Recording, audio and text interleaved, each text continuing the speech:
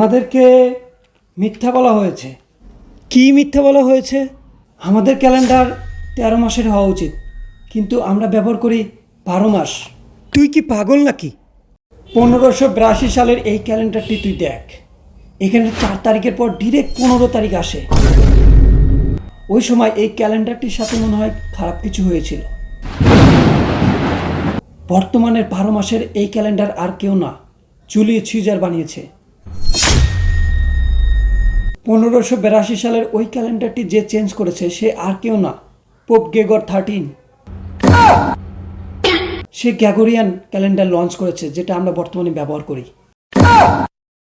আর এই যে জুলাই এবং আগস্ট, এটা আর কেউ না, জুলিয়াস সিজার এবং আগস্টা সিজারের নামে। ও মাই গড! মাসের এই ক্যালেন্ডার কি খুব গুরুত্বপূর্ণ? প্রত্যেকটা মাস 28 দিনের হতো।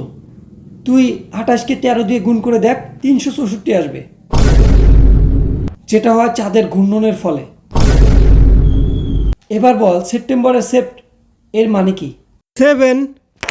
সঠিক, কিন্তু এই মাস আসে 9 মাসে।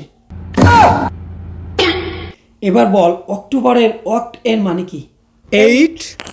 কিন্তু আমাদের ক্যালেন্ডারে অক্টোবর মাস আসে 10 মাসে।